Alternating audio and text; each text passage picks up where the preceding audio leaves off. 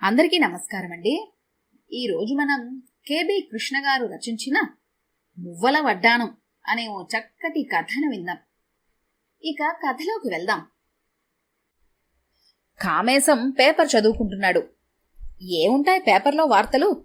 ముఖ్యమంత్రి మీద ప్రతిపక్షాలు నిప్పులు చెరిగాయని, ప్రతిపక్ష నాయకుల మీద మంత్రివర్యులు విరుచుకుపడ్డారని, నిత్యావసర వస్తువుల ధరలు ఆకాశాన్ని అంటుతున్నాయి అని, ప్రజలకు ఆకాశంలోకి వెళ్లి ఆ సరుకులను కొనుక్కునే సౌకర్యం కల్పించడానికి ప్రభుత్వం తీవ్రంగా ప్రయత్నిస్తుందని ఆర్థిక మంత్రి తెలియచేశారని, ఇంకా ఏమిటో నానాటికి సామాన్యుని బ్రతుకు భారమైపోతోంది.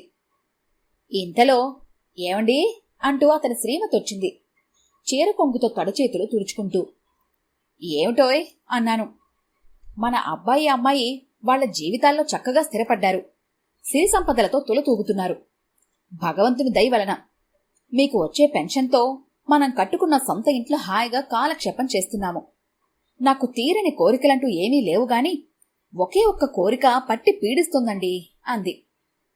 పాపం, ఎప్పుడు తమ వైవాహిక జీవితంలో ఆమె ఏమీ కోరుకోలేదు.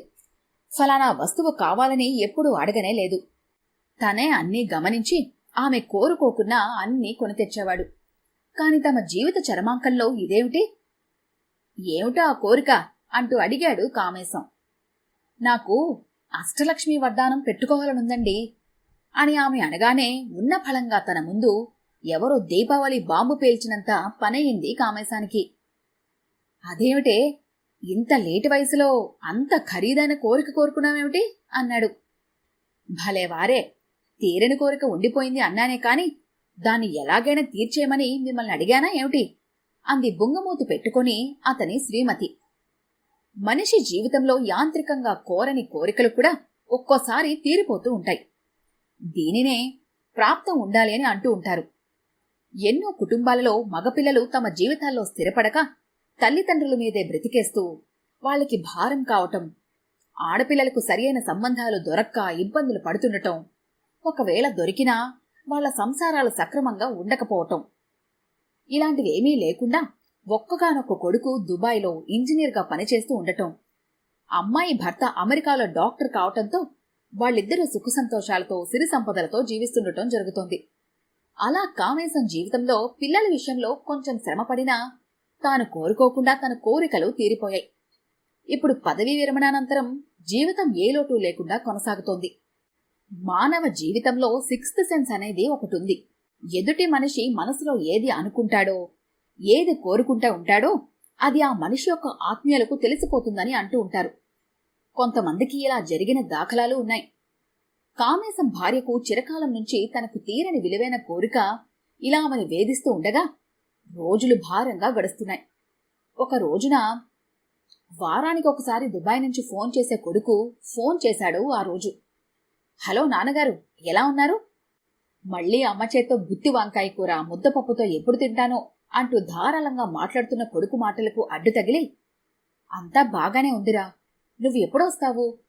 ఈసారి వచ్చినప్పుడు దొడ్లో కాసిన మువ్వంకాయలతో మీ అమ్మ చేత కూర వండిస్తాన్లే.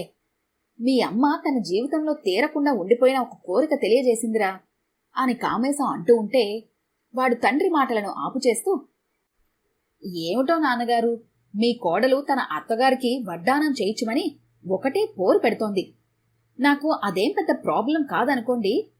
నా ఫ్రెండ్ ఒకరు అక్కడికొస్తున్నారు.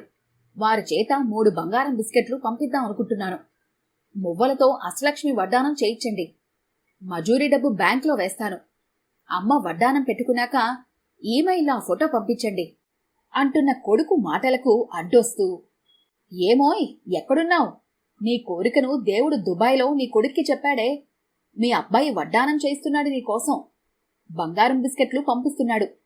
వడ్డానం ఇక్కడ చేయించమంటున్నాడు అని కామేశం అంటోంటే కొడుకుతో మాట్లాడ్డానికి వంటింట్లోంచి పరుగులతో వచ్చిన అతని శ్రీమతి ముఖారవిందం అష్టలక్ష్మి వడ్డానం నడుముకు ధరించినంత దర్పంతో, సంబరంతో, వెలుగు దివ్వలతో ప్రకాశిస్తూ గోచరించింది కామేశానికి. భగవంతునికి మనసులో కృతజ్ఞతలు సమర్పించుకున్నాడు. హలో నాన్నగారు, అయితే ఈ వడ్డానం విషయంలో ఒక చిన్న కండిషన్. అమ్మ తదనంతరం ఆ వడ్డానం మీ కోడలికి తిరిగి ఇచ్చేయాలి. ఒకవేళ ఏదైనా అనుకోనిది జరిగితే తల్లి పసుపు కుంకాలు అని చెల్లాయికి వడ్డానం ఇచ్చేస్తారేమో. అందుకని చెబుతున్నాను ప్రత్యేకంగా. ఇలా అంటున్నానని బాధపడకండి నాన్నగారు. ముందుగా ఇలాంటి విషయాలు అనుకోవాలి, మరి తప్పదు అంటున్న అబ్బాయి మాటలు మరి కామేశానికి వినిపించటం లేదు. దాంపత్య జీవితం చరమాంకంలో ఎవరు ముందు అనే ఆలోచన పట్టి పీడిస్తూ ఉంటుంది దంపతులకు. భార్య అయినా భర్త అయినా ముందు వెళ్ళిపోతే మిగిలిన వారు ఎలా శేష జీవితం వెళ్ళబుచ్చాలి అనే ఆలోచనతో ఆవేదన చెందుతూ ఉంటారు. ఏమిటి షరతులు? కామేశం మనసు విలవిల్లాడింది బాధతో. బాబూ, నువ్వు చెప్పిందంతా బాగానే ఉంది. అయితే నా మాటలు కూడా విను.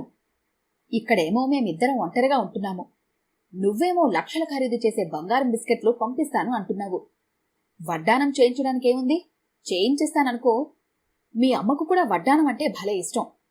ఎవడైనా దొంగ అర్ధరాత్రి ఇంట్లో దూరి మమ్మల్ని కొట్టి దోచుకుపోయాడే అనుకో, 2 నష్టాలు. బంగారం పోతుంది, వాడు మమ్మల్ని బ్రతికిస్తాడో లేదో. అందువల్ల వద్దులే బాబు. అక్కడే రెడీమేడ్ వడ్డానం కొని కోడల కోరిక తీర్చు బాబు. ముందు చూపుతూ మాట్లాడాను బాబు, ఏమీ అనుకోకు. అమ్మ వంటింట్లో ఉంది, తర్వాత మాట్లాడుతుందిలే అంటూ ఫోన్ పెట్టేశాడు. ప్రక్కనే కొడుకుతో మాట్లాడటానికి సిద్ధంగా ఉన్న కామేశం శ్రీమతి చాలా కోపంతో చూడసాగింది అతన్ని. ఆ చూపులు కామేశం గుండెల్లోకి సైలెన్సర్ అమర్చిన పిస్టల్ నుంచి వెలువడిన బుల్లెట్లాగా దూసుకుపోయాయి.